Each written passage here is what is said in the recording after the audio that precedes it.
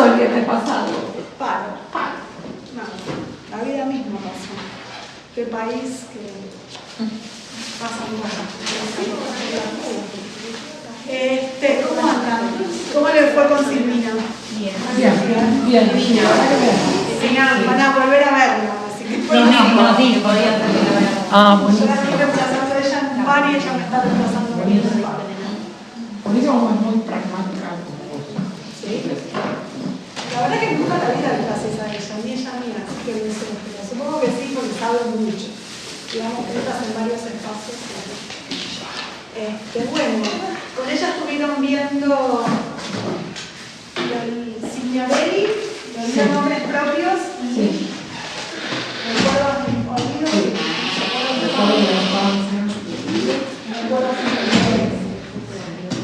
¿Me recuerdas cómo? Encubridores, ¿no? Sí. Muy bien. Bueno, ¿recibieron las preguntas? Sí. Bien, ¿las chusmearon? Sí. Bueno, mi plan original era hoy ya estar con las preguntas, pero no va a ser posible porque faltan ver 3 textos, así que tenemos que acelerar un poquito. Mañana es el taller de repaso. El link es una clase por Zoom, el link va a estar en el campus. Yo les recomiendo que participen de esa clase, ¿sí? En general suele ser muy útil porque se hacen preguntas, se escuchan cómo se formulan las respuestas. Está bueno que hagan ustedes el esfuerzo también de contestar todas las preguntas. La semana que viene no es obligatorio venir, yo voy a venir, vamos a hacer repaso. El que quiere incluso puede venir a la clase anterior, que es a las 4:15. Yo estoy desde las 4:15 en la otra comisión.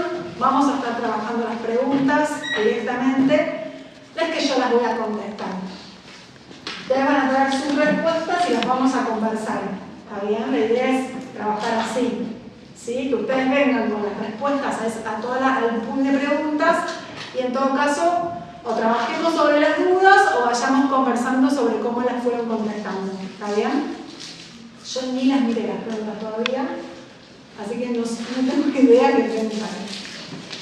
Hoy tenemos 3 textos, así que yo voy a poner quinta y si ustedes necesitan que yo frene para algo porque algo no se entiende, me avisan, ¿sí? ¿En qué año sería si puedo llegar a la de repaso a 4:15? La 302. Esa cama. Es un montón. Pero bueno, yo les digo que sí. No estaba pensando en por ahí podía. No sé si el seminario también nos la avanzará. No sea buenísimo. No te olvides. ¿Con quién está Juan, no? Sí. Bueno, tenemos que ver recuerdos encubridores, fantasías histéricas y su relación con la bisexualidad y algunas partecitas de Dora. ¿Sí? Del caso Dora, es un caso largo, súper desarrollado y demás. Está cortito. Tenemos que ver algunas partecitas. A las partecitas que tenemos que ver hay que agregarle en realidad unas páginas que no están, pero que van, que son las páginas de la 42 a la 46. Se olvidaron de ponerlo en el programa, pero el punto más importante está en esas páginas.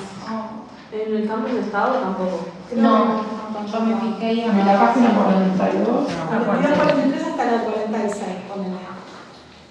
Igual se debe conseguir en la web, ¿o no? O sea, Sí, están Están los textos, el EDI, los Es cierto. cosas. igual más adelante lo vuelven a ver. Si quieren sacarle foto de foto ahora, se lo doy y le sacan foto ahora.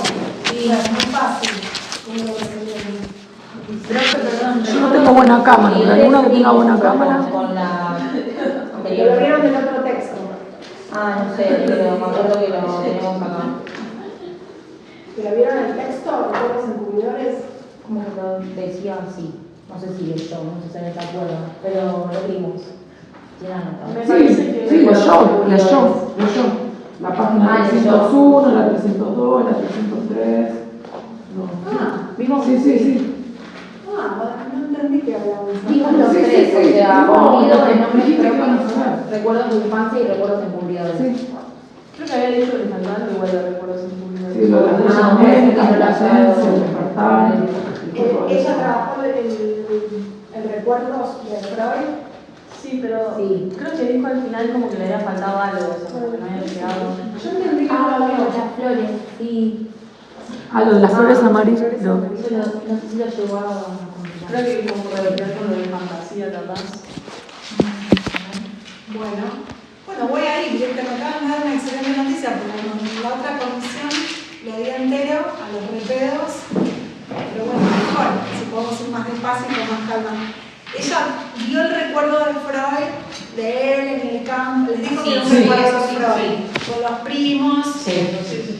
habló de el plan del padre y del tío, que tenían el plan de que él se casara con la prima. Capaz que llegó al Lo último que yo tengo es que los divide en 3 grupos a los recuerdos. Eso fue casi lo último que anoté. Y que este recuerdo aparece por primera vez a los 17 años, porque vuelve al lugar donde ocurre como huésped, y hasta ahí llegué a anotar. ok. Entonces, dio un poco del ejemplo. Lo que no trabajó es el ejemplo de Freud. Ok, perfecto. Perfecto. La intensidad del amarillo de las flores, todo eso, Ok, lo nombró. ok. El recuerdo es que él está con los primos en un prado con flores amarillas que se llaman diente de león, ¿no?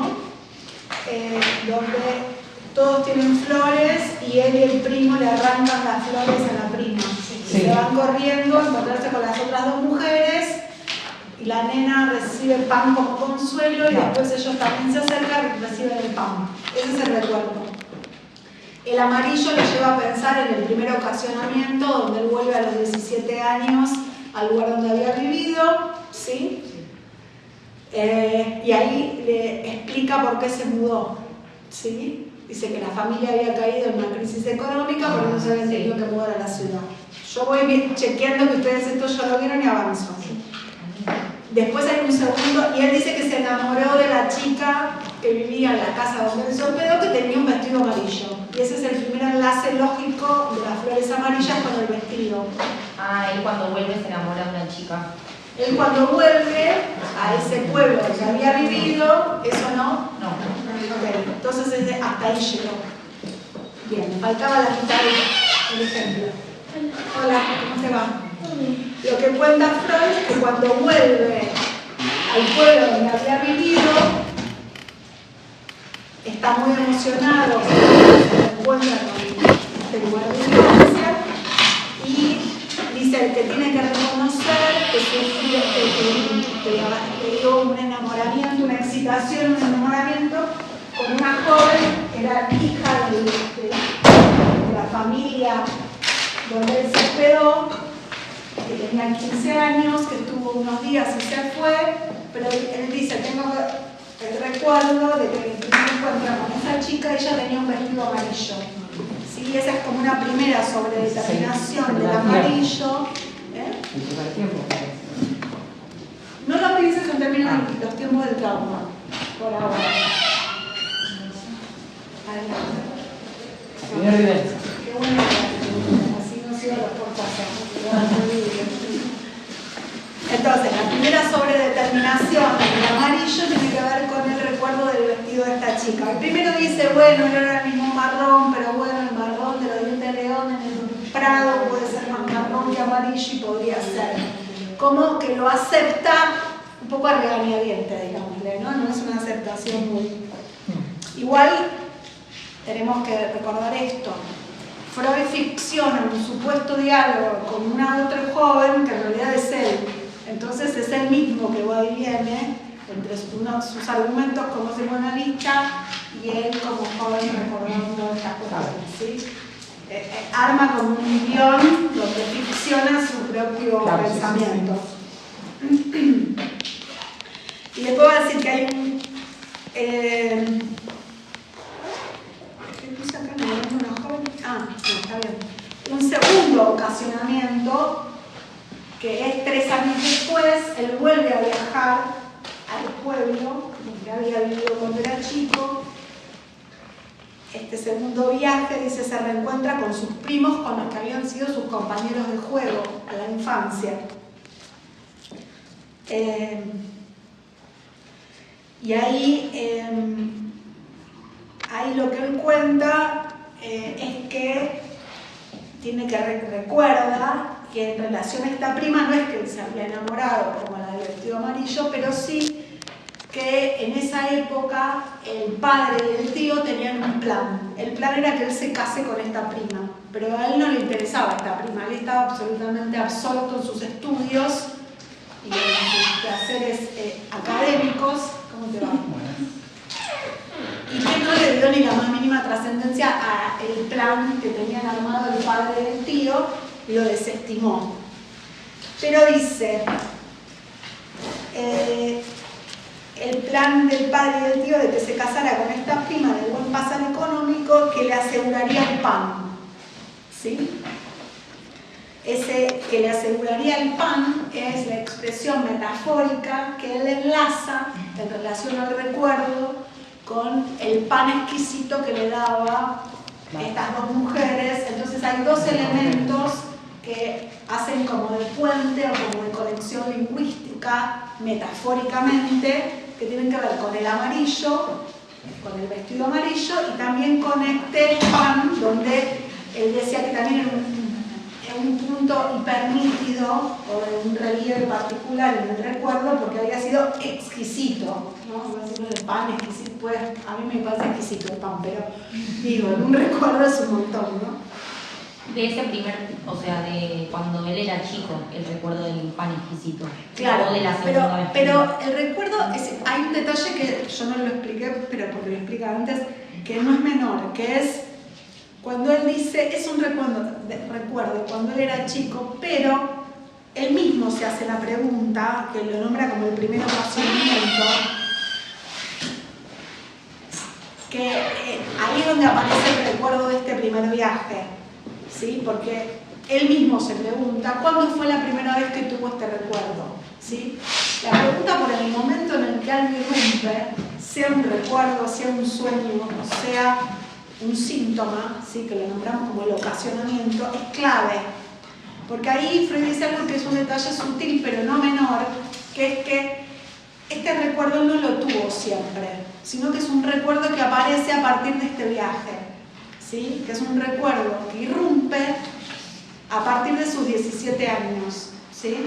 Es un recuerdo cuando tenía 3, pero que lo tiene a los 17, ¿sí? Vieron que uno a veces tiene esa sensación, uy, cierto que me había olvidado que, ¿no? Y que uno recupera un recuerdo de algo de otra época, pero que estuvo olvidado durante muchísimo tiempo. Uno tiene esa sensación de eso, ¿no? Uy, ¿cómo puede ser que me había olvidado que cuando tenía 3 años me caí de la bicicleta? Como que aflora algo. Como que aflora algo. Entonces, ese detalle, que es una sutileza, podríamos decir, es muy importante. Vamos a ir viendo por qué. Entonces va a decir que el ocasionamiento del recuerdo, es decir, el recuerdo florece cuando él tiene 17. Y después, dice, el segundo ocasionamiento es a los 20, 3 años después, cuando se reencuentra con sus primos y se acuerda de este plan que tenían el padre y el tío, donde le habían armado la idea, digamos, de que se casara con esta prima que le iba a asegurar el pan. Entonces acá Freud ubica que lo que sostiene este recuerdo son dos fantasías. La fantasía de haber permanecido en el lugar natal, casándose con la niña del vestido amarillo, ¿no? Dice cuán bien le habría sabido su pan, como una expresión simbólica, ¿sí? De haberla pasado bien, de no haber pasado por las desventuras que pasó, porque dice que no la pasó nada bien cuando se mudó a la ciudad, que la familia tuvo una situación económica difícil, ¿no? Entonces es como la añoranza de que su vida hubiera sido otra. Y la segunda fantasía dice arrojar las flores para cambiarlas por pan. Dice, es una fantasía que permite disfrazar el plan que tenían el padre y el tío, ¿sí? Que es dejar las flores por el pan, era dejar lo académico, lo que le estaba abocado, por un buen pasar económico. dice, estas dos fantasías se proyectan en una sola y una sobre la otra y arman este recuerdo de infancia. Dice en la página 309, como una creación literaria. ¿Sí? Dice, una fantasía traslada a la niñez, la escena es auténtica, pero se ha espingado entre muchísimas otras por su contenido, porque su contenido la hizo apta para figurar las dos fantasías. Acá, en el texto, Freud un poco juega las veces de hacerse de abogado del diablo a sí mismo y dice, bueno, pero entonces no ocurrió la escena, ¿cómo puede ser? Entonces él se contesta y dice, no es que no ocurrió, la escena ocurrió. Lo que pasa es que la espingada es que se clavó, se transformó, podríamos decir, en un recuerdo hipernítido e indeleble que no se olvida, porque las dos fantasías las pusieron sobre relieve. Es por la intensidad de los deseos que recortan esa escena que la escena no se olvida. ¿Sí? Entonces dice, una fantasía trasladada a la niñez, a esa escena que sí es auténtica, pero se ha espingado entre muchísimas otras, ¿sí? Muchísimas otras escenas se olvidaron por completo. ¿Por qué? No porque esa escena en sí misma tuviera una significatividad particular, no porque esa escena en sí misma hubiera ocasionado algo importante, como los otros recuerdos que trabajó al principio del texto, ¿sí? Sino porque son el contenido apto, podríamos decir, para alojar estas fantasías. ¿Sí? ¿Se entiende el punto? Entonces va a decir que a esos son a los que él llama recuerdos encubridores.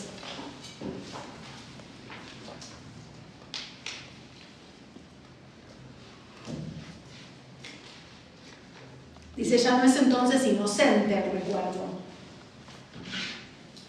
o indiferente, sino que es un recuerdo que está destinado a ilustrar los giros más importantes de su biografía y además el influjo de los resortes pulsionales más poderosos que son el hambre y el amor. ¿Sí? Acá estamos dando por buena la articulación que él hace conceptual, que nosotros no desarrollamos todavía, que tiene que ver con las pulsiones y los elementos de la pulsión. Ya lo vamos a trabajar más conceptualmente, por ahora en este texto lo tomamos como viene, ¿sí? Entonces tomamos la articulación que él nos está proponiendo entre las fantasías como aquellas escenas que articulan un deseo que va a ser inconsciente y que además permite la satisfacción de las mociones pulsionales, de elementos de la pulsión. ¿Sí? Estamos avanzando un montón conceptualmente sin decirlo.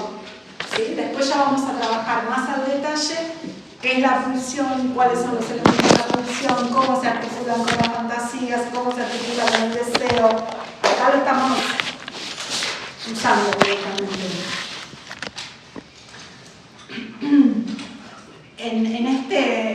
En esta suerte de ficción que él inventa, de guión que nos propone para hacer más divertido el texto, digamos, se pregunta a sí mismo ¿por qué el amor? Si estamos hablando del pan, ¿el amor de dónde? Entonces ahí articula otra expresión metafórica, otro puente lingüístico, otra desfiguración, podríamos decir, como veníamos trabajando, ¿se acuerdan? En el trabajo del sueño, que también hacía esa desfiguración por alusión. ¿Se acuerdan cuando trabajamos en el trabajo del sueño, las alusiones? Entonces, la otra alusión que va a trabajar acá es en relación a quitar las flores amarillas de la prima. El quitar las flores a una dama es una alusión al deflorarla, que imagino que saben qué quiere decir. Bien. Entonces, la metáfora o la alusión en relación a deflorar a una mujer es lo que Freud lee como el punto que articula en relación al amor. ¿Sí? Entonces va a decir que se produce el cumplimiento de dos deseos sofocados: el de deflorar a una mujer y el del bienestar económico. ¿Sí? Por un lado está el relación a pan, la expresión con la prima, el buen pasar económico, ¿no? El que le aseguraría el pan, la prima que le va a asegurar el pan y el de florar a una chica, ¿no? Entonces va a decir una huella anémica cuyo contenido ofrece puntos de contacto con estas fantasías. La huella anémica de esas escenas del Prado, ¿sí? Cuyo contenido ofrece puntos de contacto de estas frases alusivas en relación a arrancar las flores como a deflorar y comer el pan o tener el pan como la metáfora de un bienestar económico. Lo nombra como puentes simbólicos, ¿sí? que arman como un falseamiento del recuerdo. Son expresiones lingüísticas que articulan. Y en este punto va a decir algo que es sumamente importante y en algún punto y que va en contra del sentido común.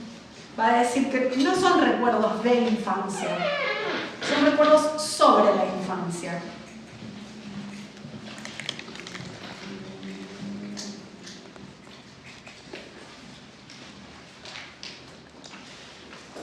¿Qué quiere decir que son recuerdos sobre la infancia? Que están comprendidos desde el hoy, no desde la infancia. Exacto, que son recuerdos que están comprendidos o basados, incluso avanzan un poco más en el sueño. Ya estoy regalada con mis lapsus. En el texto va a decir están formados desde hoy, ¿sí? Va a decir nuestros recuerdos de la infancia nos muestran no cómo fueron esos primeros años de vida, sino cómo han aparecido en tiempos posteriores de despertar, ¿sí? Es recién a los 17 años donde quitarle las flores a la prima se carga de la significación del deflorar a una mujer, ¿sí? O el comer el pan cobra el valor metafórico también de tener un bienestar económico. Dice, en tiempos de despertar los recuerdos fueron formados.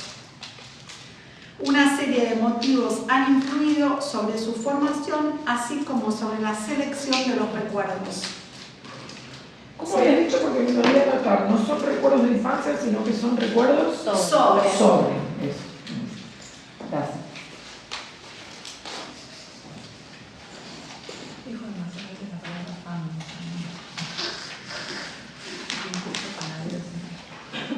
Hay algo de esta temporalidad, recoup, que ya estuvimos trabajando cuando veíamos lo del trauma, ¿sí? Es esa misma lógica, ¿no? El nastrajlich. Es algo que se resignifica, que cobra un valor distinto a posteriori. Freud la lleva lejos, porque va a decir que son recuerdos que están formados directamente desde lo actual, ¿sí? Y que de esa manera, cada vez que hay como un nuevo despertar, podríamos decir, algo de la historia se reescribe, se reinventa. Y uno puede decir, ok, eso es también sumamente importante si uno piensa, bueno, ¿cómo el análisis puede tener valor? Por esto puede tener valor también, porque desde un despertar actual uno puede resignificar tramos de la historia y entonces es como barajar y dar de vuelta en algún punto. Es un poco como en la parte de los sueños que decía que a medida de que los pacientes sigan quizás siendo conscientes de sus traumas y demás, era como que se iban acordando de distintas partes de los relatos de los sueños, como que digamos que lo desbloqueaban, lo destrababan y podían aflorar. Es también más o menos, o sea, ese... Y se van levantando represiones, va diciendo Freud ahí. Sí. Lo que pasa, sí y no. Sí y no, porque cuando habla de despertar no solo está planteando cuestión de levantar la represión, sino que hay como movimientos que permiten leer la historia de otra manera. Claro. ¿Sí? Es como no solamente bueno, es medio complicado de expresarlo, ¿no? Pero como no solamente darte cuenta, sino, o sea, darte cuenta y que a partir de ese momento lo puedas también sentir y pensar como general desde otro punto. Es una lectura distinta que te permite ver otra película. Claro. ¿sí? Que te permite armar un relato de historia totalmente distinto. ¿Sí? De tu propia historia. Como que cambia la esencia en sí del relato, no es que cambia lo decorado, sino la esencia. Exacto. Ahí está. Y eso es lo que Ujú. hace que vos puedas modificar ese pasado. Y en algún punto eso es lo que permite entender por qué el análisis en algún punto sería operativo. Claro, sí, sí. Y sí, si no nos quedaríamos siempre en el mismo lugar. Exacto. Bueno, Ay, yo no me acuerdo lo que ahí el texto, recuerdos encubridores. ¿Sí? Si no hay preguntas, pasamos al que sigue. Nos va a sobrar tiempo, chicos. No, no. En otra comisión no me dijeron, ya lo digo. Lo voy a matar la próxima. Pero capaz que no lo dio, El texto No, pero capaz que no lo nadie dio. me dijo nada. Acá sí. Acá sí, pero en un momento ya dijo, ¿no? Como que acá había ido muy rápido. Ah, Sí, Sí, ella dijo como que más allá de lo que tuvo la posibilidad de ir más rápido acá. Como que la Bueno, paso entonces a las fantasías histéricas y su relación con la bisexualidad. Este es un texto de tomo 9, sí, es un texto de 1908, página 137 arranca.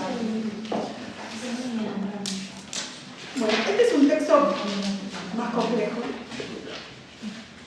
que nos va más cortito pero más complejo. Arranca planteando un paralelismo que en algún punto es fuerte.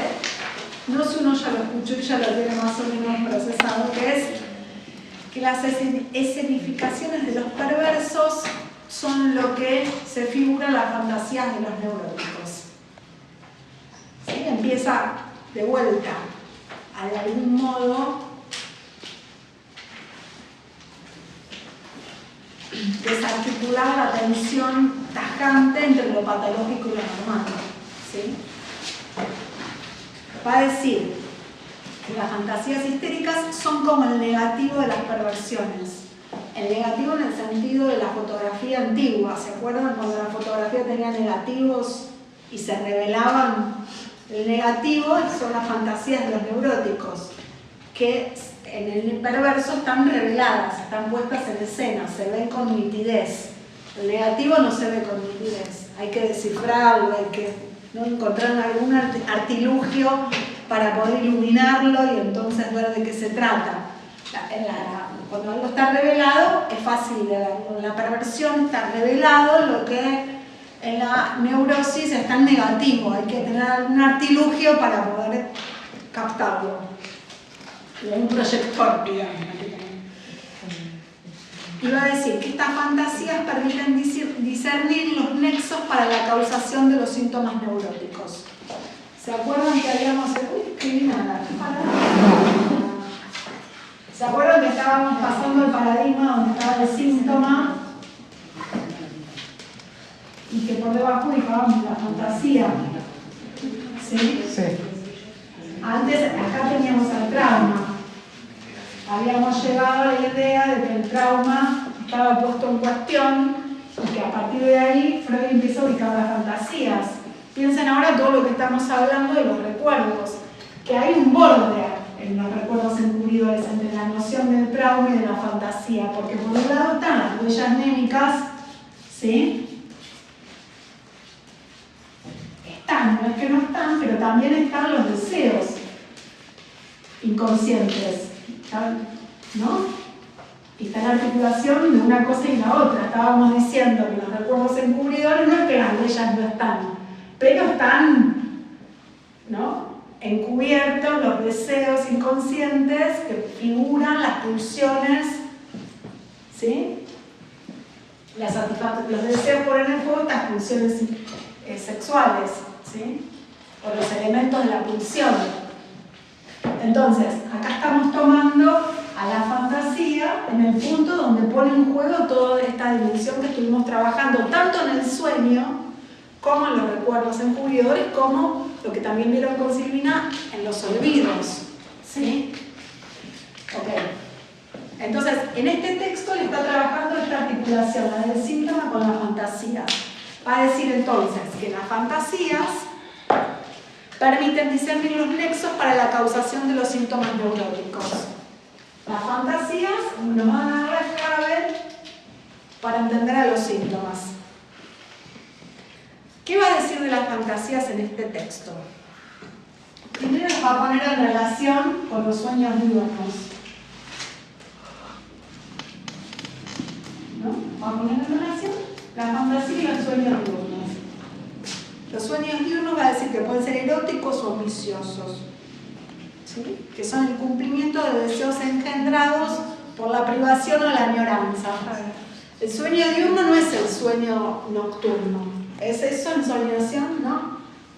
Una sencilla que uno puede pensar es, yo hasta ahora empiezo a tener hambre y además de darle la clase empiezo a pensar en qué voy a cenar. Si me voy a pedir una hamburguesa con papas fritas, si voy a ir a comer una parrilla, ¿no? Empiezo a la par que doy la clase, empiezo a imaginarme qué voy a cenar, empiezo a tener cada vez más hambre, cada vez empiezo a pensar en el postre, ¿no? Ya no sé porque después de la comida quiero el postre, y eso empieza, entonces la privación, dice Freud, es lo que empieza a dar pie a esa ensoñación. Dice, en la fantasía se produce el cumplimiento de deseos engendrados por la privación y la añoranza. No puedo decirlo así o puedo decir, bueno, si extraño mucho a alguien, empiezo a empezar a fantasear en qué voy a hacer cuando me lo reencuentre, qué planes puedo hacer o qué planes hice, ¿no? En torno a la falta de algo, uno empieza a buscar cierta satisfacción vía ese proceso, ¿no? Psíquico del imaginarse. Él va a decir que ese punto de la imaginación, donde se juega la ensoñación o la fantasía todavía consciente, se produce como cierta satisfacción alucinatoria, como en el sueño, ¿sí? También ahí se juega la clave para entender los sueños nocturnos, que ya los estuvimos trabajando sueños. Entonces, entre las fantasías y el síntoma empieza a trabajar los sueños diurnos, nosotros ya trabajamos sueños, ¿no? ¿Se acuerdan? Todo lo que trabajamos de sueños, que habíamos estado trabajando el trabajo del sueño, ¿se acuerdan? Sí. Todos sus mecanismos de desplazamiento, por alusión, ¿no? Las resistencias, todo esto tienen que tener presentes para ir siguiendo el desarrollo que va haciendo acá. Dice que las fantasías, estos sueños diurnos se cultivan con esmero, ¿no? Hay quien más, quien menos, hay quien, ¿no? Vive en una nube de pedos, ¿no? O estás en una. ¿Qué quiere decir que estás en una? Cuando uno está en una, porque está en una especie de ensoñación diurna, son modos modernos de hablar de eso, ¿no? Volver, ¿a dónde te fuiste? Baja la palmera. Bajar la palmera, ¿no? Cuando uno va en la calle y se va riendo solo porque está en una. Estoy disociado. O estoy disociado, o estoy en un cumple, esa es otra, ¿no? Yo hoy estoy en un cumple, estoy en cualquiera menos en la calle. Bueno, y va a decir también que muchas veces generan cierta vergüenza, uno no confiesa todas. Yo les puedo contar las del hambre, los fideos y la hamburguesa, pero hay otras que más vale no, ¿no? Es decir, que también en esas ensoñaciones aparecen cuestiones que tienen que ver con la intimidad y que uno no las cuenta tan alegremente, ¿no? La personalidad. Sí. Dice que el núcleo de estas fantasías son complicadas y están desfiguradas y que en general están mal entendidas por la conciencia, ¿no? La conciencia suele perderse un poco en la causalidad y el núcleo de esto. Va a entrar en la tensión. Hasta acá venimos hablando de los sueños diurnos que tienen que ver con fantasías que son conscientes, ¿sí? Ahora va a decir que hay otras fantasías que son inconscientes, ¿sí? Va a decir, las hay propiamente inconscientes y las hay inconscientes, conscientes que devinieron por represión. Vamos a poner así, por represión, inconscientes. Hay las que siempre fueron inconscientes y hay las que por represión se transformaron en inconscientes.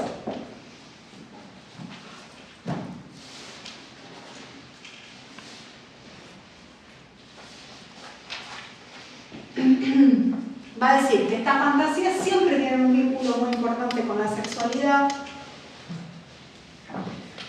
y que estas fantasías están ligadas a las fantasías que se usaban en los momentos donde surge la masturbación. Y va a empezar a articular las fantasías con la masturbación, con el onanismo.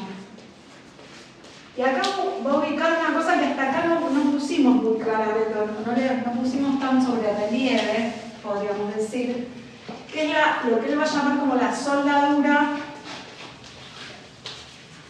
con lo corporal, con lo somático. ¿Sí? Es decir, que las fantasías no son un mero pensar, sino que tienen un efecto en el cuerpo. Las ¿sí? expresan vía, dice en un texto, no me acuerdo cuál. Que se expresan en lo vía somática. Vía somática. Y entonces pues está hablando de las fantasías histéricas, ¿sí? Entonces va a decir que las fantasías que se utilizan para la masturbación está la soldadura entre la fantasía y el autoerotismo. ¿Sí? La fantasía liga a un objeto de amor y el autoerotismo está ligado a una acción mecánica con el cuerpo. Porque cuando veníamos hablando de los recuerdos o de los sueños, el efecto en el cuerpo nos quedaba un poco perdido. Acá lo pone en primer plano, ¿sí? Y está hablando justamente de los síntomas histéricos, ¿sí? ¿Se acuerdan que en el síntoma histérico el afecto quedaba enlazado a lo corporal y aparecía lo que había nombrado como el mecanismo de la conversión?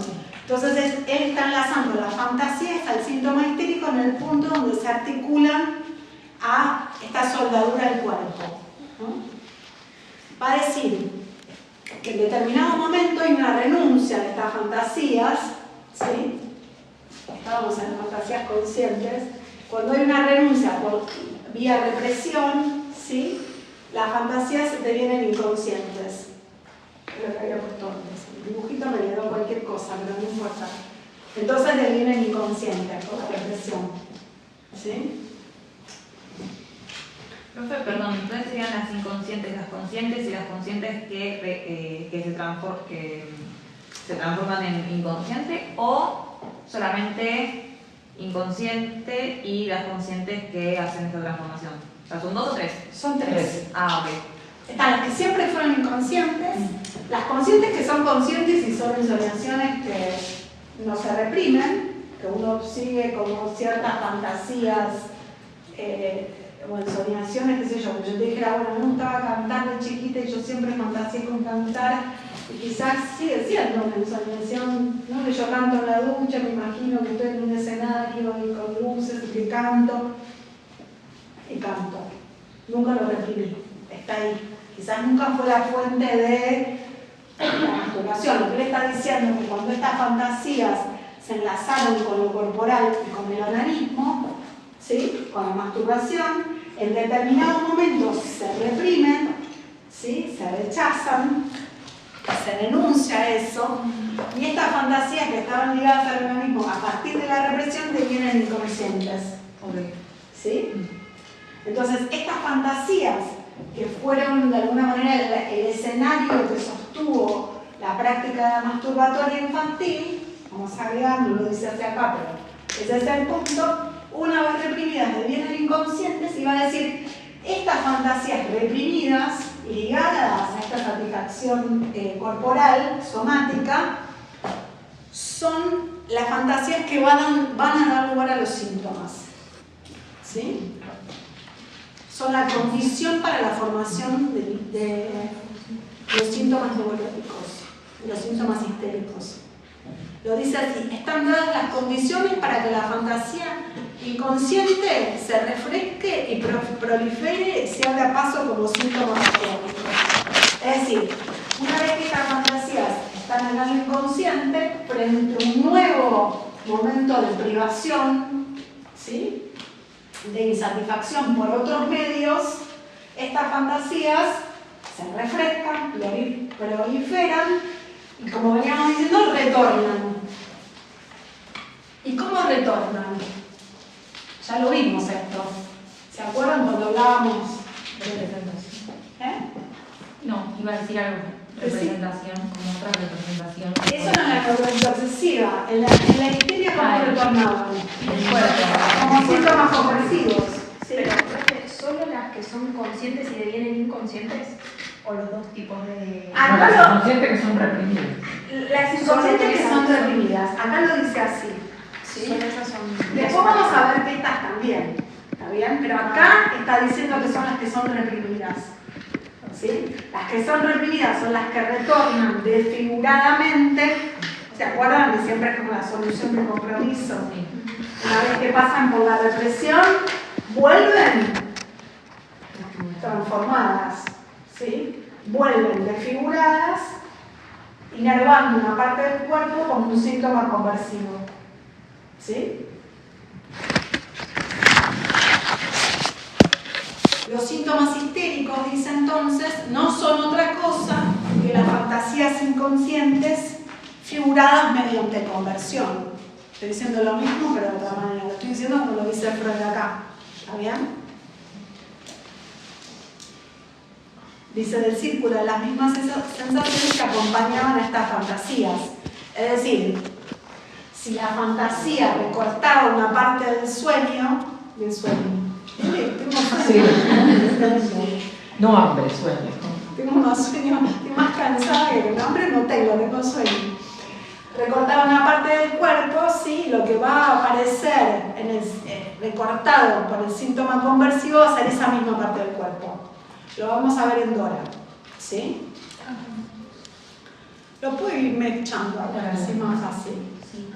El caso de Dora, tenemos solo unas partecitas, no tenemos No el... entiende bien el caso, como solo que tiene todo y Ahora vamos a ver si logra No hay contexto. Tiene todo, tiene afonía, pero no se entiende nada. Bueno, yo voy a tratar de irme echando esto ahora a ver si nos sirve. Si no nos sirve, vemos qué hacemos. Yo ahora lo voy a contar tratando de articularlo, no como está en el caso. ¿Sí? Está bien.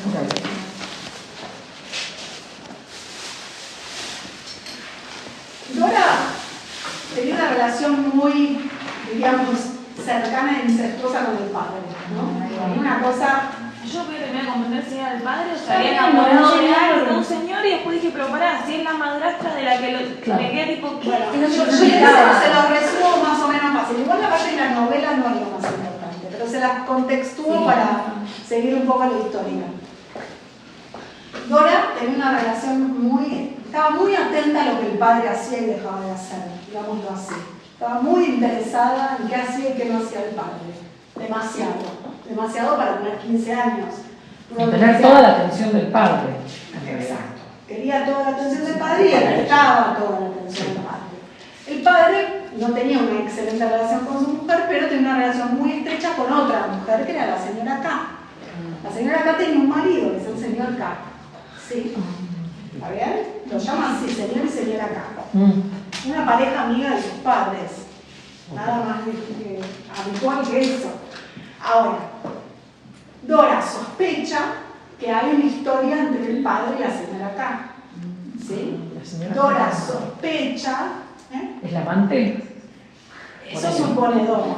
Dora tiene la fantasía de que el padre y la señora K tienen encuentros sexuales, tienen una fantasía de un encuentro sexual entre ellos. No sé si lo tenían o no importa. Importa que Dora fantaseaba con eso. Y Dora sabía que el padre tenía una cuestión de impotencia, ¿sí? Dice el padre era muy potentado y resulta que Freud dice en realidad era porque era impotentado, era impotente, no potentado. Entonces va a decir que la fantasía que Dora se figuraba entre la señora K y su padre era de sexo oral, ¿sí? Fantaseaba, tenía esa fantasía. Tengamos en cuenta esto que yo estaba diciendo, está la fantasía y está lo somático, ¿sí? La soldadura entre la parte del cuerpo, entre lo corporal y la fantasía. La fantasía es esa, un encuentro de sexo oral, ¿sí? ¿Cuál es la parte somática que se excita? La La garganta. ¿Qué problemas tiene dos? Tiene dos problemas, justamente.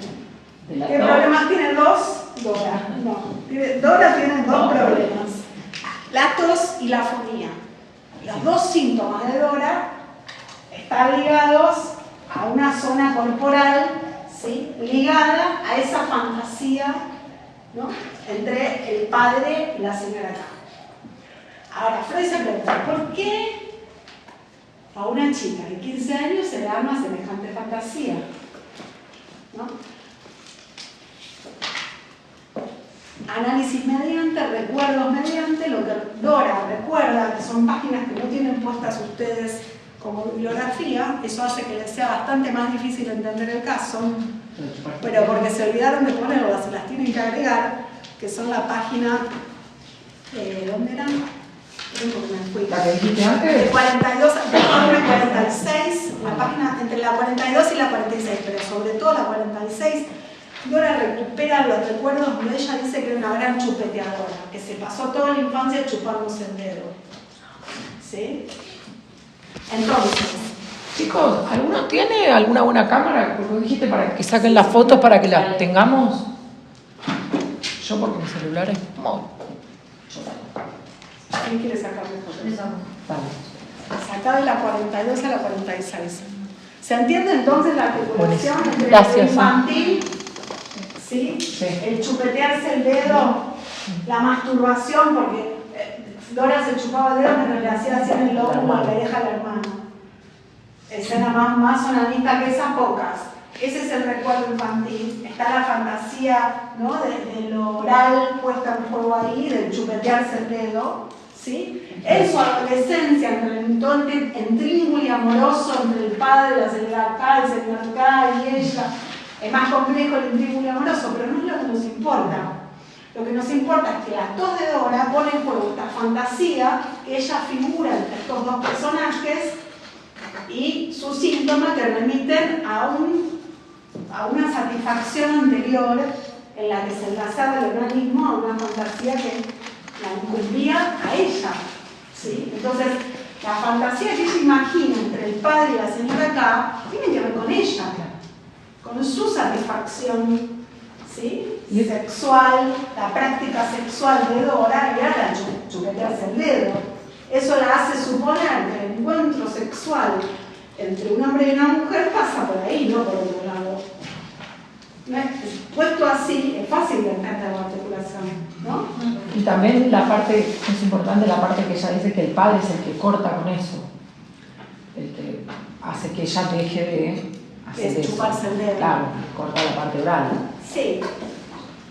Ponele que sí. Así lo dice Freud ahí, vamos a ponerlo así. Vamos a ver algunos matices de esa lectura, Okay. que es que, bueno, no, pero está puesto así. Sí, por supuesto. me quedó a mí. Sí.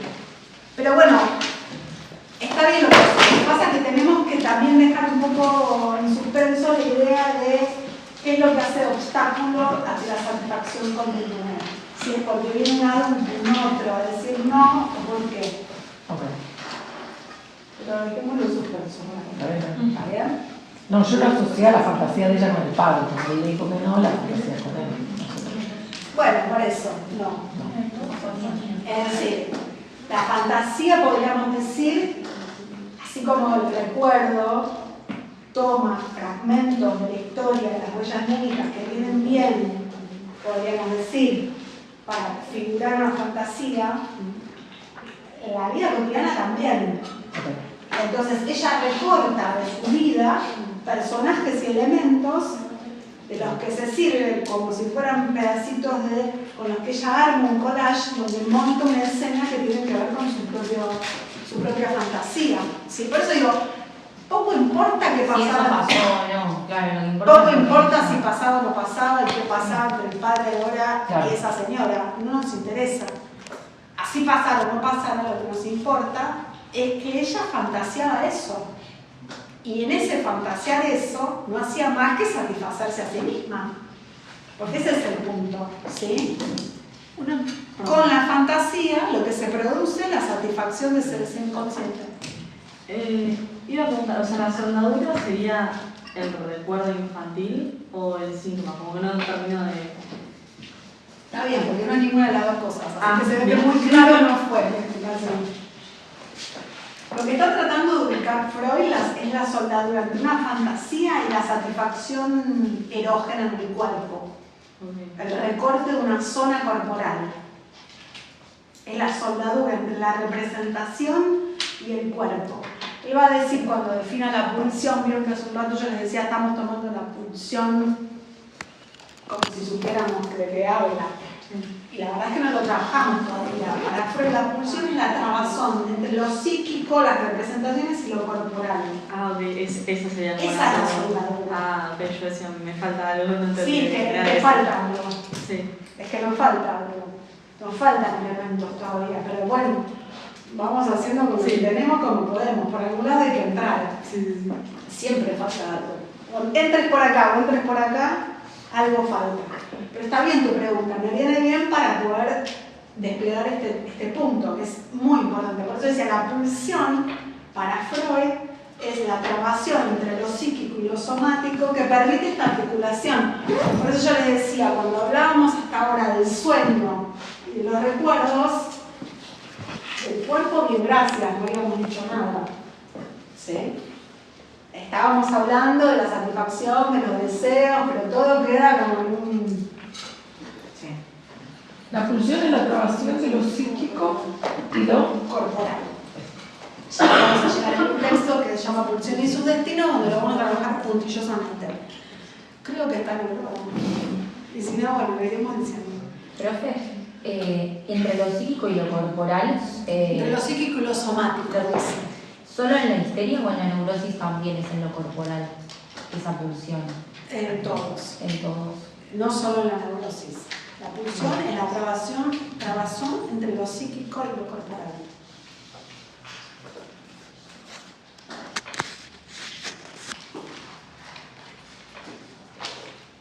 Bueno, lo que pasa es que en la histeria, que son los síntomas que él está trabajando acá, este texto es los síntomas histéricos y su relación con la bisexualidad. Está trabajando los síntomas histéricos, no los obsesivos.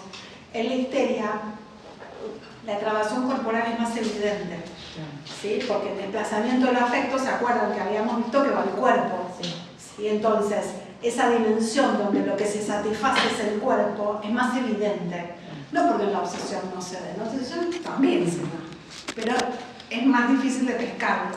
¿Sí? En la histeria, donde a través de la inervación corporal y de la conversión el cuerpo irrumpe, es más evidente. ¿Sí? Que eso es así. Bueno, entonces, dice, los síntomas histéricos no son otra cosa que las fantasías inconscientes figuradas mediante conversión. Pensemos ahora en la tosedora. Cada vez que Dora tose, ¿no? Hacemos todo el recorrido por la fantasía, lo que ella fantasea. Yo les iba a decir hace un ratito esto. Es el padre y la señora acá, pero no importa, es un hombre y una mujer. Es lo que ella fantasea de cómo se da el encuentro entre un hombre y una mujer, que la llevan a ese punto de su propia fijación, digamos, libidinal en relación al chupeteadora. ¿Sí? Es como si su teoría del encuentro sexual estuviera tamizada a partir de esa experiencia de satisfacción de su propia realidad, ¿sí? De su propia historia infantil. ¿Sí? Y ella debe satisfacerlo mediante fantasía porque es donde ahí aparece la etapa de latencia y eso, como que no está tan la sexualidad, como que no la muestra el niño. Así es. Estás metiendo un tema de costado porque no pasamos. La fantasía, a ver, lo vamos a ver cuando veamos lo que fue el trabajo como el complejo de Edipo. Recién ahí vamos a trabajar más la secuencia entre la represión y la latencia. Freud va a decir que después de la represión, que es la salida, esto no lo anoten, porque estoy desviándome para contestarle a ella, que es la salida del complejo de Edipo, ¿sí? La represión, aparece el periodo de latencia. Ahí ni las fantasías está más bien ligado a ese periodo que decíamos en la neurosis obsesiva de la salud aparente, de la escrupulosidad. Es más bien eso, donde los niñitos reprimen toda la sexualidad, incluso las fantasías, por eso se pueden concentrar en el colegio a aprender a escribir, a leer, a sumar. Lo omití porque pensé que iba por el lado de la teoría sexual infantil. Va por el lado de la teoría sexual infantil, sí, por supuesto. Las teorías sexuales infantiles, esto que yo estaba diciendo de Dora, toca las teorías sexuales infantiles. Sí, lo del chupeteo. Efectivamente, las teorías sexuales infantiles se van construyendo a partir de los puntos de autosatisfacción con los que el niño se va encontrando. Y en función de eso va con sus teorías. Podríamos decir, Dora tiene una teoría de la sexualidad oral. Quedó ahí fijada. Exacto. ¿Sí? Bueno, sigo un chiquitín más. Dice, la conversión de círculos de las mismas seccionan sensaciones que acompañaron a esas fantasías. La relación de las fantasías y el síntoma, esta relación es compleja, dice Freud en este texto.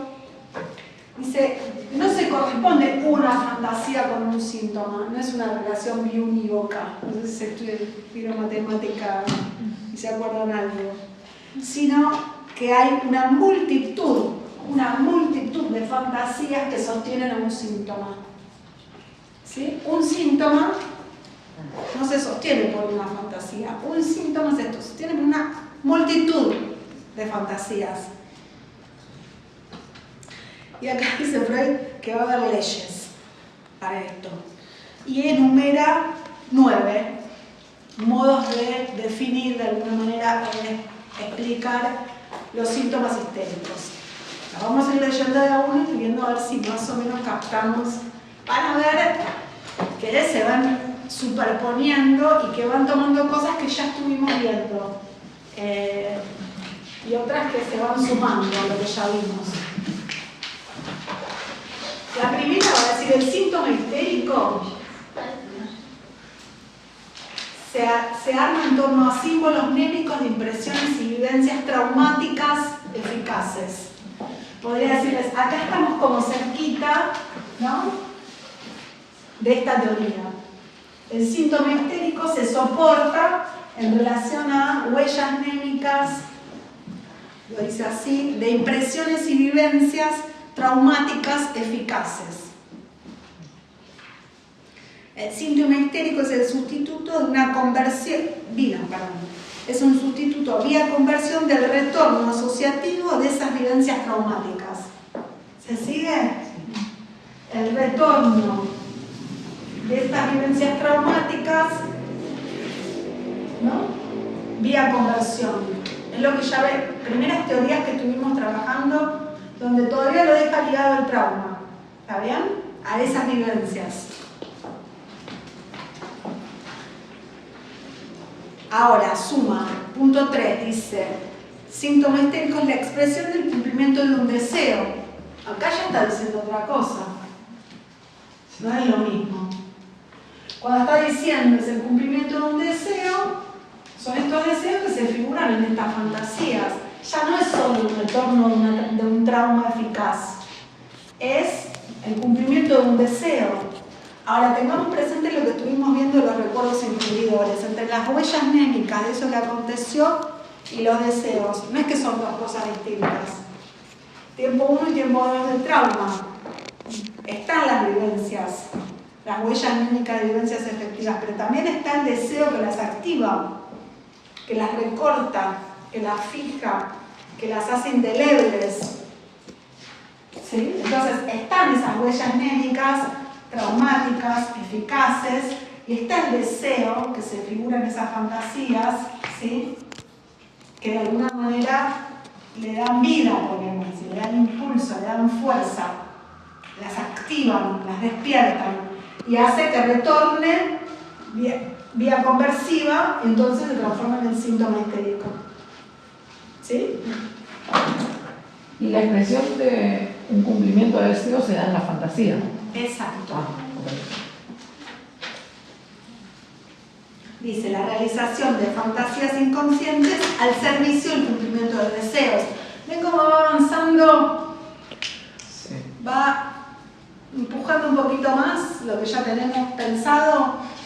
Entonces tenemos la realización de las fantasías inconscientes, estas que estuvimos hablando acá, la realización de estas fantasías al servicio del cumplimiento del deseo inconsciente.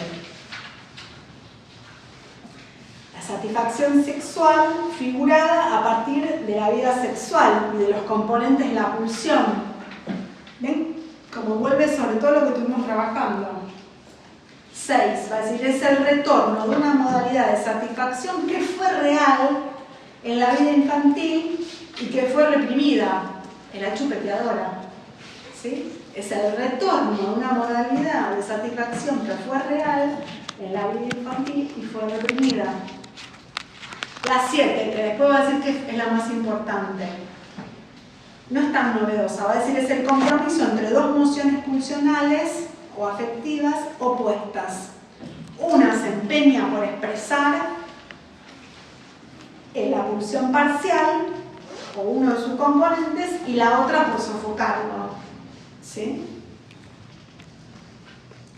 La 8 dice la subrogación de distintas emociones inconscientes no sexuales pueden existir, pero no puede faltar una del sentido sexual. ¿Sí? La del sentido sexual tiene que estar siempre, si no, no hay modo de entender el síntoma. ¿Sí? No es que no hay otras emociones que no sean sexuales, pero si queremos entender el síntoma, tenemos que entender que detrás de un síntoma neurótico hay una emoción sexual que está reprimida y que se está satisfaciendo en eso. Entonces, va a decir, el camino del psicoanálisis y el análisis de los síntomas permiten entonces comprender los componentes de la pulsión. Ahora, va a decir, hay una multiplicidad de fantasías. Hay emociones opuestas, una que puja por expresarse, una que puja por reprimir. Pero no es la única manera en la que el conflicto puede darse. Pueden también ser opuestas porque una puede representar una emoción femenina y la otra una emoción masculina. Y que el conflicto puede darse en esa tensión entre la emoción femenina y la emoción masculina. Y dice, el síntoma histérico tiene esta característica, donde la oposición está dada por esta tensión entre la expresión de una fantasía sexual inconsciente masculina y una femenina. Y esto es muy frecuente. ¿Cómo se llama? Dice, esto no llega a ser universal, pero vamos a buscar el texto.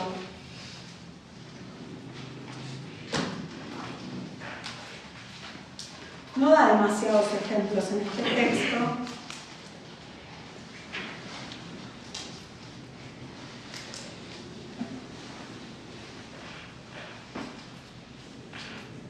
Acá en la página 145.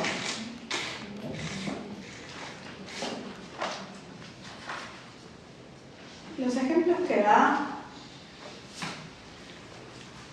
son medio sencillitos, digamos, pero vamos a tomarlos así de a poco y lo vamos a ir tratando de complejizar un poco. Pero dice en la página 146. Dice, por ejemplo, como en un caso observado por mí, con una mano aprieta el vestido contra el vientre en papel de mujer y con la otra intenta arrancarla en el papel de varón, como si, ¿no?, en un mismo movimiento pudieran coexistir esas dos tendencias. Esta simultaneidad contradictoria da razón en buena parte del carácter incomprensible de la situación, pero tan plásticamente figurada en el ataque, y es que por esto adecuadísima para ocultar la fantasía inconsciente eficaz. Es decir, que en una misma acción, ¿no?, por un lado figura la posición femenina y por otro lado la posición pasiva, masculina. Retengamos también esto, que para Freud lo masculino y lo femenino está ligado a lo pasivo y a lo activo todavía, ¿sí? Entonces cuando habla de esto está haciendo referencia a que pueden ser emociones pulsionales que empujan por ser activas y pasivas al mismo tiempo, ¿sí? Va a decir que no puede plantearlo como una cuestión universal, pero avanza todavía un poco más. Dice que estas tendencias pueden a su vez tener expresiones sintomáticas separadas y no juntarse en un síntoma, y entonces dice que cuando se dan en un solo síntoma hacen que el síntoma sea todavía más consistente, ¿sí? Porque cuando uno lo interpreta para un lado, queda del otro lado sosteniendo el síntoma, lo hace como más indestructible, pongámosle. Y eso hace que el determinismo sea muy alto. Cuanto más fantasía sostienen un síntoma, ¿no? Más consistencia del síntoma, más difícil de desarticularlo. Ahora, que el significado bisexual de los síntomas histéricos nos permiten dar cuenta de una disposición bisexual que suponemos en todos los seres humanos. Y ahí sí lo hace extensivo a una cuestión más universal. Entonces, Freud en este texto está planteando algo que hoy puede no sorprendernos tanto, pero en 1908 decir que todos los seres humanos tienen una predisposición a la bisexualidad es bastante jugado, por lo menos. Creo que está más jugado que de la sexualidad infantil un poco también, ¿no? No sé qué es más jugado. Era como muy perverso todo. Decir que los niños son pequeños perversos polimorfos, que todos los seres humanos tienen una predisposición a la bisexualidad, es como poco tirar una bomba en el medio de ellos, ¿no?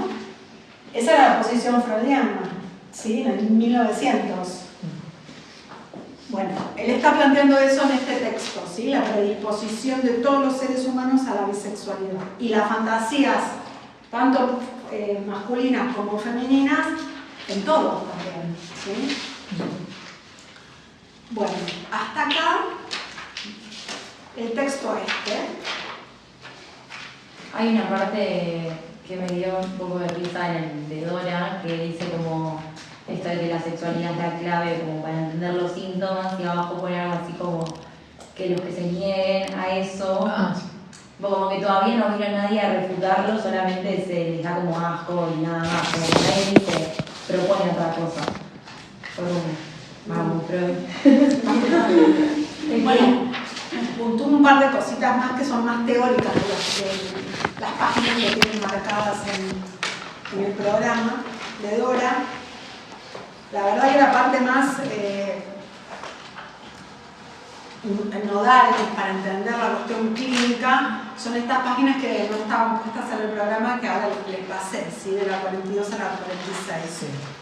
Las páginas que tienen marcadas en el programa parecen que están desde la 37. ¿Sí? En estas primeras páginas vuelve sobre lo mismo que ya estuvimos intentando ubicar en el texto de las fantasías histéricas y su relación con la bisexualidad, en esto que vos preguntabas, de la solicitación somática. Va a decir, el síntoma histérico tiene dos partes. La solicitación somática dice que es un proceso normal o patológico en el interior de un órgano, del cuerpo, ¿sí? Que es un mediador para la experiencia, para que se produzca la experiencia en la repetición, ¿sí? Para que se produzca la repetición, lo que se le suelda a esa primera experiencia corporal es un sentido, es decir, la fantasía, ¿sí? Soldado a estos puntos aparece la fantasía inconsciente. La solicitación somática es lo que permite esa salida hacia lo corporal, que en la neurosis obsesiva no estaría, ¿sí?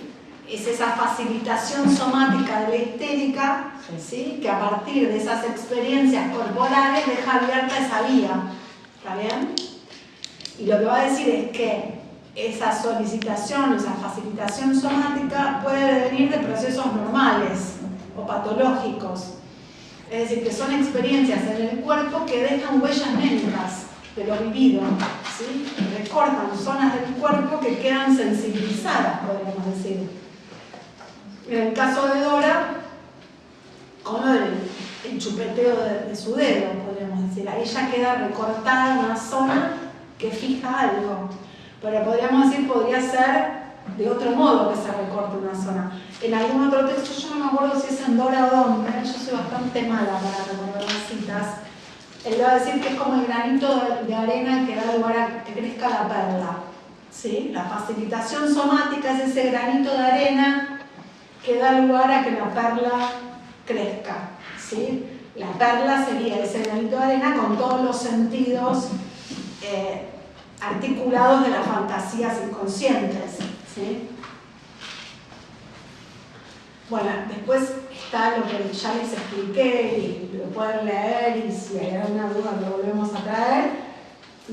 la articulación entre el síntoma de la tos, la afonía y como articulada a la fantasía por un lado y a la solicitación somática por el otro.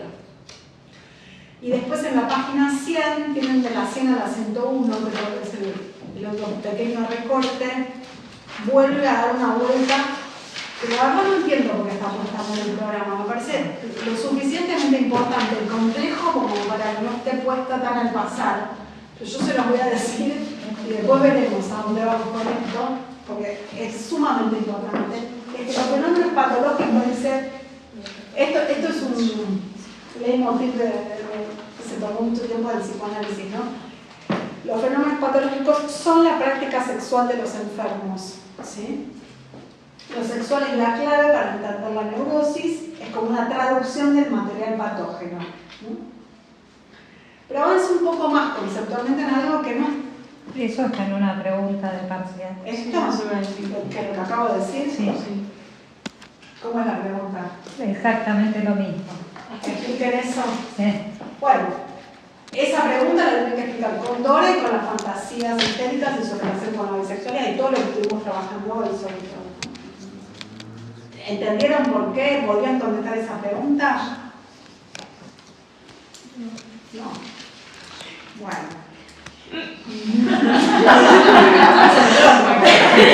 Examen de la semana que viene.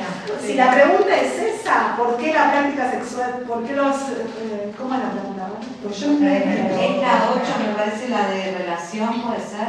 Sí, que dice Freud plantea que el síntoma es la práctica sexual de los enfermos fundamentalmente. Sí, exacto. Bien, entonces la voy a explayar un poco más. Lo sexual es la clave para entender los síntomas. Bueno, ahora, hace una hora que estoy hablando de esto, chicos. ¿Alguno diga algo? Porque me siento llorar. Si no, Si hay esas... A ver, no sé. dale, ¿cómo te Pero salga? Es como que eso que tiene que satisfacerse en los enfermos está desplazado en el síntoma, en esto que veníamos hablando, como que ¿Está bien? ellos se satisfacen sexualmente de esa forma. Podríamos decirlo así. En el síntoma histérico conversivo se produce la satisfacción de una fantasía inconsciente que figura un deseo inconsciente, ¿sí? Que tiene que ver con, ¿no? Esa satisfacción sustitutiva, ¿sí? Que de algún modo fue reprimida. Claro, ¿sí? y ahí hablamos de lo primero de la teoría también sexual. ¿Sí? Y pueden plantear, ¿no?, la cuestión de las fantasías que en algún momento pudieron ser conscientes, estaban ligadas al onanismo en una etapa de la vida infantil, que en determinado momento se reprimen, que quedan como fantasías inconscientes, ¿sí? Que luego pueden retornar y que cuando retornan desfiguradas, y en la histeria lo que aparece es la conversión y entonces aparece el síntoma somático, ¿sí? Sí, esto que han dicho de que la tos ponía en juego la fantasía y que bueno, que también que justamente, o sea, a base de esos síntomas podía satisfacerse de cierta forma ese placer, digamos, que ahora está inconsciente. Exactamente, pueden tomar Dora, de hecho es una frase de Dora, y entonces explicar cómo Dora puede articular mediante este síntoma la facilitación somática en torno a esta escena de chupeteadora de su satisfacción sexual infantil que fue reprimida y que retorna desfiguradamente en estas fantasías que ella pensaba en torno a sus padres, la señora acá, teniendo encuentros sexuales diarios y que afectan una zona de su cuerpo, ¿sí? ¿Está bien? Y lo de la solicitación también de la parte del cuerpo. Claro, ¿sí? Claro. ¿Está bien decir que es una satisfacción parcial? Sí. Sí, es una satisfacción parcial. Sí, desfigurada. Sí.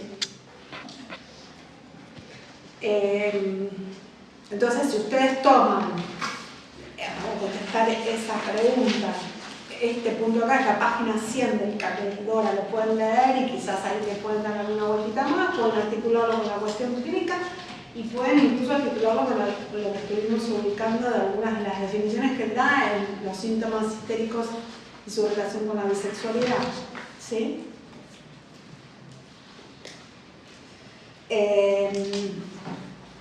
iba a avanzar un poquito más que lo último que plantea en este texto, que yo decía decir que es lo suficientemente importante como para quizás ponerle más énfasis. No termino de entender por qué está en este punto del programa, pero está, así que yo se los transmito. En la página 101 dice, cuando el síntoma se disuelve, ¿sí? Es decir, cuando el trabajo analítico avanza y los síntomas empiezan a disolverse, ¿sí? Las fantasías empiezan a también poder elaborarse, ser conscientes, ¿no? Y eso permite cierta tramitación. Dice, la productividad de la neurosis no se ha extinguido en absoluto, ¿sí? Una cosa es que el síntoma se resuelva y otra cosa es la productividad de la neurosis. Dice, se afirma en un tipo particular de formación de pensamiento. La productividad de la neurosis suelta el síntoma, pero se afirma de otra manera, dice, en otra formación de pensamiento que él menciona como transferencia. Y dice, ¿qué son estas transferencias? Y dice, son reediciones o recreaciones de esas emociones y esas fantasías, ¿sí? Que a medida que el análisis avanza no pueden menos que despertarse y hacerse conscientes. Y lo nuevo, dice, lo que cambia es la sustitución de una persona anterior por la persona del médico, ¿sí? Entonces es lo que Freud va a nombrar como la neurosis de transferencia. Ya no es la neurosis ligada a los personajes de la historia, podemos decir, enlazadas a, por ejemplo, el padre y la señora acá, el padre y la señora acá dejan de importar, ya no me interesan en lo más mínimo, es la persona del médico la que pasa a estar investida por estas fantasías inconscientes, ¿sí? En las que hay algo que se satisface. Dice, toda una serie de vivencias psíquicas no es revivida como algo pasado, sino como un vínculo actual con la persona del médico, ¿sí? Por eso pasa a nombrarlo como la neurosis de transferencia. Cuando eso ocurre, dice, es el punto más álgido del análisis. Él lo trabaja en Dora porque dice, cuando eso pasa empiezan a aparecer emociones hostiles, ¿sí? Y resistencias todavía más fuertes. Y lo que él va a ubicar que en Dora, lo que pasó es que Dora interrumpió el tratamiento, cosa que es muy frecuente en ese punto, ¿no? Cuando ya el conflicto no es el que yo te cuento con mi papá y la señora acá y mi primito cuando yo era chico, sino el conflicto es con vos, ahora, acá, es más álgida la cuestión. Entonces ahí las maniobras del analista tienen que ser otras.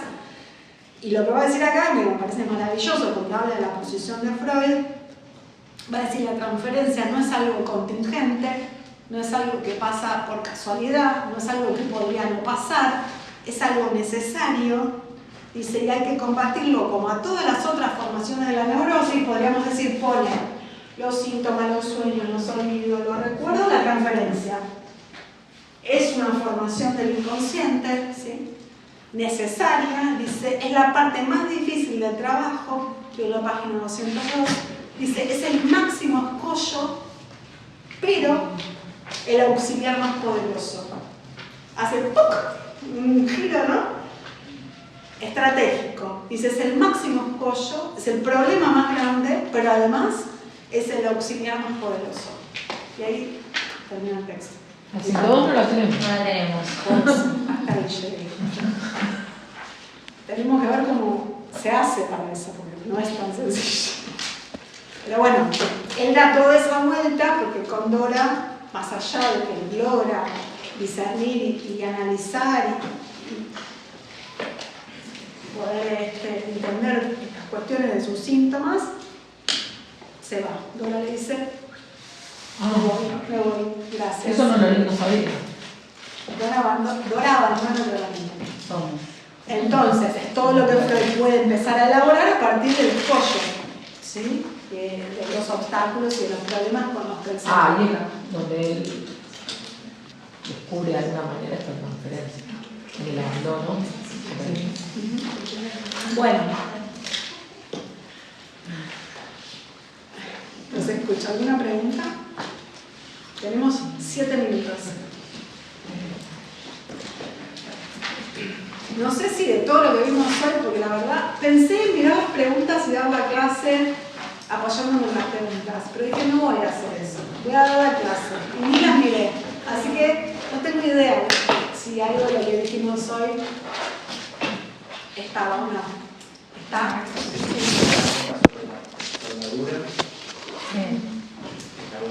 Es la última. Sobre la soldadura. O sea, las preguntas llegaron hasta el final del programa. Porque la soldadura es el último tema. Sobre la transferencia, no, ¿no? Yo recuerdo. ¿Será por esto que no se hizo mucho hincapié? No sé, porque yo no estoy en el área que arma las preguntas, así que no tengo ni idea. Igual lo menciona en otro espacio lo de la transferencia. Yo me acuerdo que eso lo dije, lo mencionaba yo antes también. Es más de seminarios el tema de la transferencia. En seminarios tienen que trabajar arduamente ese tema. Claro, sí. Creo que el parcial lo tenemos en esta aula, no. El sábado 7 rinden todos los alumnos de la cátedra. Que son 600.000. En una misma aula no. Hay aulas de pánico. No, es una especie de invasión de la sede porque hay un montón de aulas tomadas para un parcial. Todavía no pasaron las aulas. Yo tengo 2 comisiones, ustedes y la que viene para las 4. Hasta ahora nunca me ponen las 2 comisiones juntas. Después me dejan en brete porque yo tengo que elegir a cuál ir. Entonces lo que intento es ir un poco y un poco. Este año no tengo colaboradora docente en ninguna de las 2, con lo cual, si no me ponen las 2 comisiones juntas, no sé cómo van a hacer, porque yo no me puedo partir en la mitad. Pedí encarecidamente que pongan las 2 comisiones juntas y los informarán en el aula sobre el curso. Es en esta sede. Voy a temas prácticos. El sábado tienen que traer hojas, birones, no pueden escribir el parcial con lápiz, no pueden usar liquid paper, no pueden usar borratinta. Las hojas tienen que poner un nombre, apellido, número de comisión, fecha, DNI. Yo voy a pasar, antes de que empiecen, a firmar todas las hojas que van a usar. Pueden tener 4 hojas para el parcial, más una para el borrador. ¿Qué más? Cuando me entregan el parcial, no se puede usar liquid ni nada, eso se tacha.